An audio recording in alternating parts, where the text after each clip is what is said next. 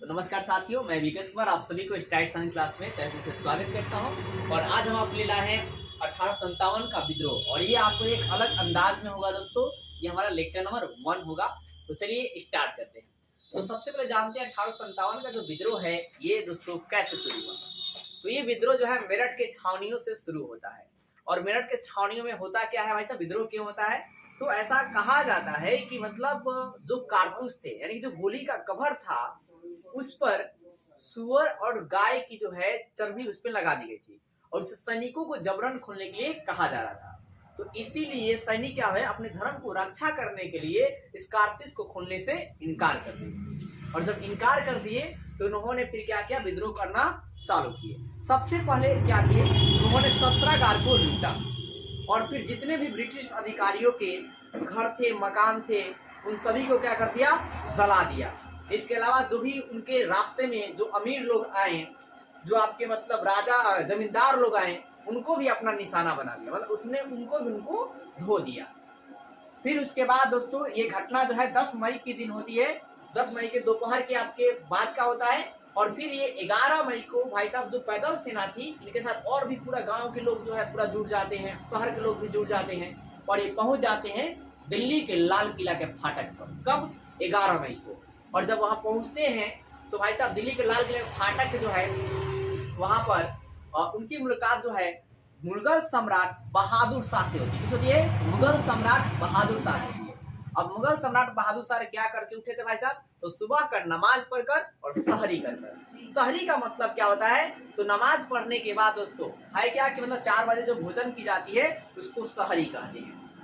अब बात फिर आगे क्या होती है कि उन्होंने कहा कि मतलब क्या बोलते हैं कि हमारा आप विद्रोह में साथ देने के लिए बोलते हैं। तो उसको है क्या कि सबसे पहले तो जो ये सैनिक है फाटक को जबरदस्ती खोलकर उनका घुस जाते हैं और चारों तरफ से घेर लेते हैं। तो मुगल सम्राट बादशाह के पास भी कोई दूसरा चारा नहीं था। वो भी विद्रोहियों में जो है 1857 विद्रोह में जो सैनिक शामिल थे उनका साथ या समर्थन देने के लिए क्या होते हैं, चले जाते हैं। इसके बाद क्या होता है दोस्तों की बात करते हैं हम लोग कि संचार की माध्यम का। संचार के क्या दोस्तों? माध्यम। तो संचार के माध्यम से क्या होता है कि छावनियों में छावनियों में संचार का माध्यम समान था। मतलब हर एक छावनी में जो विद्रोह किया गया वो लगभग एक जैसा था। लगभग क्या था? एक जैसा था। उनकी जीवन शैली सैनिकों की एक जैसी थी। वो एक जैसा कपड़ा को पहनते थे।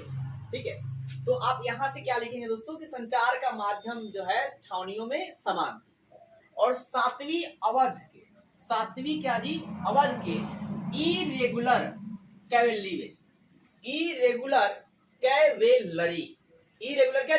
ने कारतूस के उपयोग करने से क्या कर दिया? मना कर दिया। कारतूस के उपयोग करने से मना कर दिया। फिर उसके बाद उसने लिखा 48वें नोटी इन्फेंट्री के लिए लिखा। इन्फेंट्री को लिखा मतलब उसने क्या किया, एक पत्र लिखा, और फिर इस पत्र के आदेश का ये वेट किए। क्या किए? वेट किए।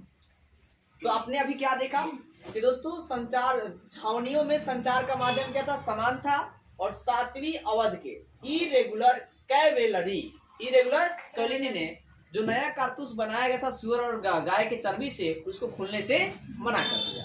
और उसके बाद एक पत्र लिखा। किसको पत्र लिखा था? 48वें नोटी इन्फेंट्री को पत्र लिखा, और फिर उसके आदेश का ये इंतजार किया।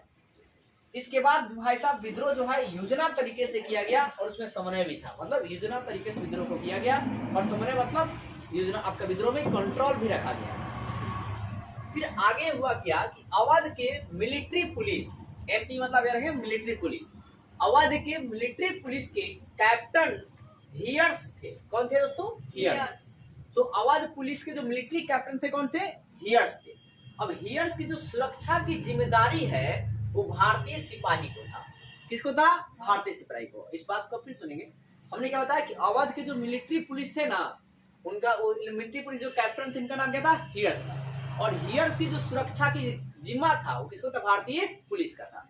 अभी जो हियर्स जहां थे ना, जहां पर हियर्स थे वहीं पर 41वें नोटिव इन्फेंट्री भी तैनात थी।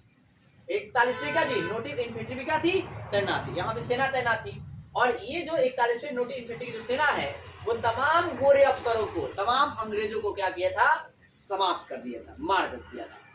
और यही 41वीं नोटिस इन्फेंट्री की जो सेना है वो आपका अवध के मिलिट्री एमपी से, मिलिट्री पुलिस से कहा कि हियर्स को या तो आप खुद ही नींद सुला दो, गोली मार दो, या तो हमारे हवाले कर दो। हमारे हवाले क्या जी? कर दो। तो यहाँ बात क्वेश्चन देख लेते हैं इन्होंने क्या क्या, आपको अच्छे समझाता हूँ। 41वीं नोटिस इन्फेंट्री जो क्या दी, ये क्या कहती है कि मिलिट्री अवध की जो मिलिट्री पुलिस है या तो हियर्स को नींद की गोली नींद में खुद सुला दे यानी कि मार दे, या तो हमारे हवाले कर दे। लेकिन जो अवध की मिलिट्री पुलिस है वो दोनों बातों को खारिज कर देती है, दोनों बातों में से किसी बात को नहीं मानती। अब इसके बाद इसका हल क्या निकाला जाए भाई साहब? तो देसी रेजिमेंट के अफसरों को, पंचायती अफसरों को क्या किया गया? बुलाया गया। क्या किया जी? बुलाया गया। और फिर उसके बाद जो है दोस्तों एक चार्ल्स बाल जो है लिखते हैं कि पंचायती रियासत मतलब देसी रेजिमेंट के अफसरों के साथ जो आपका है क्या बहुत सारे सैनिक भी क्या जी आते हैं, और उसमें सैनिक जो है एक जैसे उनकी जीवन शैली होती है, वो एक ही जाति के होते हैं और अपने भविष्य के लिए वो फैसला लेने के लिए सोच रहे थे, विद्रोह बड़े पैमाने पर करने के लिए प्रयास कर रहे थे। इसके बाद जो आपका एक टॉपिक है दोस्तों सिस्टन और तहदली। क्या जी? सिस्टन और तहदली। तो सिस्टन और तहदली मतलब देखिए, सिस्टन जो है फ्रांसवा सिस्टन है। कौन है? फ्रांसवा सिस्टन। सिस्टन का पूर्ण क्या जी? फ्रांसवा सिस्टन। और तहदली का मतलब दोस्तों तहसीलदार है। क्या है? बिंजौर के तहसीलदार। कौन है जी? बिंजौर के तहसीलदार। और जो आपका फ्रांसवा सिस्टन जो है ना वो कहा है सीतापुर के। कहा जी? सीतापुर के। तो बात समझिए, सिस्टन और क्या है जी? तहसीलदारी। तो ध्यान दीजिए, सीतापुर के देसी ईसाई पुलिस। क्या जी? ईसाई पुलिस इंस्पेक्टर। तो सीतापुर के देसी ईसाई पुलिस इंस्पेक्टर का नाम क्या था? फ्रांसवा सिस्टन। क्या था जी? फ्रांसवा सिस्टन। वो जाति से क्या था? ईसाई। लेकिन जो कपड़ा उपड़ा पहनता था वो कैसा जी? हिंदू के जैसा। कैसा जी? हिंदू के जैसा। कैसा पता जी? हिंदू के। कैसा पता जी? हिंदी जैसा। और फिर भाई साहब ये जो है प्लस मार्क पर बैठा, उसके बाद ये कहाँ पहुंचा? तो डीएम सहारापुर गया। डीएम का जी? सहारपुर गया। एक डीएम के पास कहाँ गया जी? सहारपुर गया। कहाँ गया? सहारपुर। कहाँ गया जी? सहारपुर। अब जब डीएम सहारपुर गया था तो यहाँ पर यह कौन गए? मिंजौर के मुस्लिम तहसीलदार। मिंजौर का जी? बिंजौर के। क्या जी? बिंजौर के मुस्लिम तहसीलदार भी यहाँ पे थे। ठीक है। और उसके बाद जो है फ्रांसवा सिस्टन जो है वो कहाँ तैनात था? अवध। कहाँ तैनात था जी? अवध। तो जो तहसीलदार थे वो पूछे कि अवध में क्या चल रहा है, कैसे चल रहा है, सब ठीक ठाक है ना? तो उसने कहा, फ्रांसवा सिस्टन ने कहा इनको तहसीलदार से कि जनाब अली जो है ना, कहा कि फ्रांसवा सिस्टन तहसीलदार से कि अगर वहां पर जो भी अच्छा होगी ये बात है वो खुद ही पता चल जाएगा। ठीक है, ये आप उनको बताने की जरूरत है नहीं। अब बाद में पता चला कि जो तहसीलदार है वो सबसे बड़ा विद्रोहियों के नेता। तहसीलदार कौन है जी? विद्रोहियों के सबसे बड़ा नेता। तो उम्मीद करता हूं आपको लेक्चर अच्छी लगी। प्लीज लेक्चर अच्छी लगी लेक्चर को लाइक कीजिए और चैनल को सब्सक्राइब कीजिए, शेयर कीजिए। इसके आगे हम लोग लेक्चर नंबर 2 में कहानियों को आगे बढ़ाएंगे। और एक बार लेक्चर ना समझ में आया तब 2 बार जरूर देखें।